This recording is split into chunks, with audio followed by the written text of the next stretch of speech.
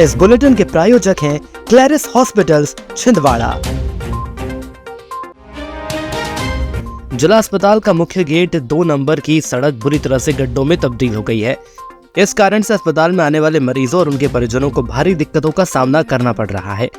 बरसात के कारण ये गड्ढे पानी में भर जाते हैं। अस्पताल स्टाफ का कहना है कि सड़क की मरम्मत की मांग कई बार की गई, लेकिन जिम्मेदारों ने अब तक कोई ठोस कदम नहीं उठाया।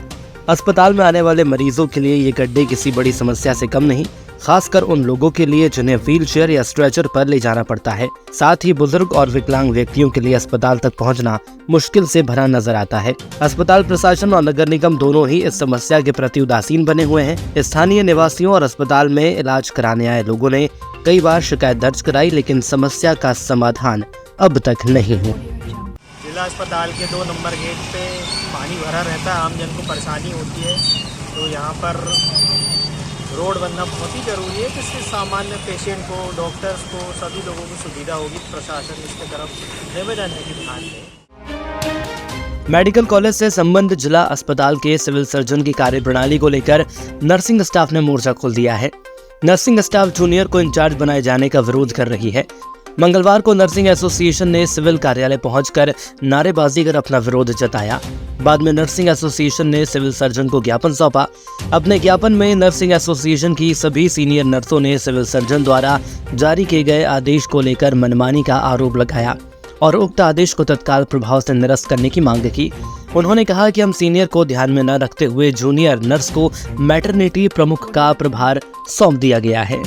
अभी जो ऑर्डर निकाला गया है सीएस सर के आदेशानुसार कि मतलब उनको दिया जाए, चार्ज दिया जाए, योग्यता के आधार जूनियर को चार्ज दिया जाए। लेकिन जूनियर को चार्ज क्यों दिया जाएगा जब हमारी सीनियर इतनी बैठी हुई है, यहाँ पर 4 मोस्ट सीनियर बैठी हैं, उनको ऑर्डर दिया जाए, भोपाल के आदेशानुसार ऑर्डर दिया जाए, ना कि आपके आदेशानुसार निकलेगा ये ऑर्डर। भोपाल का ऑर्डर है कि सीनियरिटी बेस पे ही ऑर्डर दिया जाए, प्रभारी बनाया जाए। लेकिन इन्होंने वो ऑर्डर को किनारे रखकर उन्होंने अपने हिसाब से बनाया। बोल रही है तात्कालिक व्यवस्था बनाई गई है, तो जो है जो सक्षम होता है उसी को अपन तात्कालिक व्यवस्था बनाने के लिए कहते हैं। तात्कालिक व्यवस्था होती है यानी कि तुरंत के लिए कोई कार्य करने के लिए कार्य करना, परमानेंट आदेश नहीं होता है। 10 दिनों से घर घर में विराजे भगवान गणेश भावभीनी विदाई मंगलवार को हुई। शहर के अनेकों परिवार ने अनंत चतुर्दशी पर पूजन कर अगले बरस तो जल्दी आ गणपति बप्पा मोरिया जयकारों के साथ प्रथम पूज्य बप्पा को विदा कर रहे हैं। शहर के छोटा तालाब के कुंड में विसर्जन के लिए नगर निगम ने विशेष व्यवस्था की। 2 क्रेन के माध्यम से यहां प्रतिमाओं का विसर्जन किया जा रहा है। लोग अपने घरों से गाजे बाजे के साथ प्रतिमाएं लेकर विसर्जन के लिए निकले। इसी प्रकार कुलबहरा नदी के तटों पर भी विसर्जन किया जा रहा है। लोग अपनी नम आंखों से विदाई करते हुए अपने मनोकामना बप्पा के कान में कहते हुए भी नजर आए।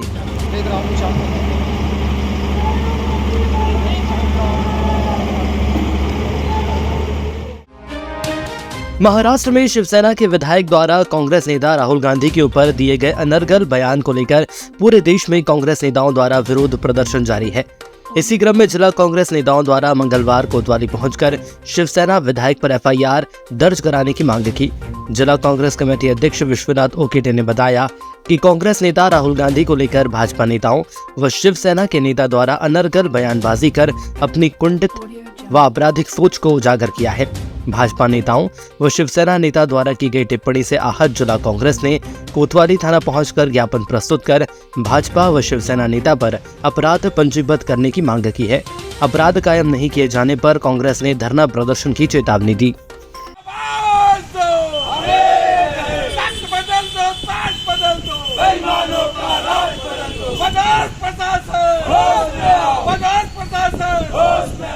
भारतीय जनता पार्टी और शिवसेना के कुछ जिम्मेदार लोगों के द्वारा, जैसे वीरजीत सिंह बिट्टू जो कि रेल राज्य मंत्री हमारे केंद्र शासन में, उनके द्वारा कहा गया कि राहुल गांधी अपनी जुबान संभाल कर बोले, वरना उनका वही असर होगा जो उनके दादी इंदिरा जी का हुआ है।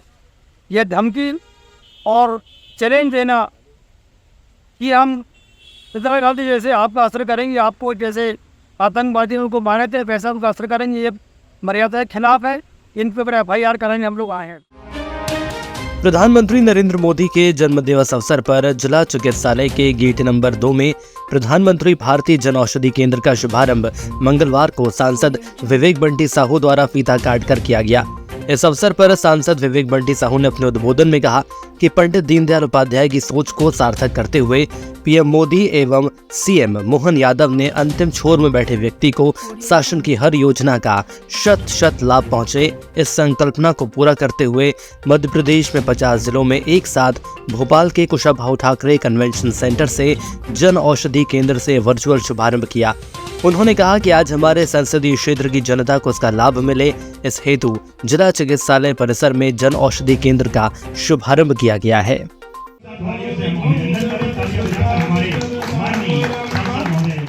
मोदी जी ने उनकी परेशानी तकलीफों को दूर करते हुए देश के 55 करोड़ लोगों को यह अधिकार दिया कि आयुष्मान भारत योजना के माध्यम से 5 लाख रुपए तक का निःशुल्क इलाज कर।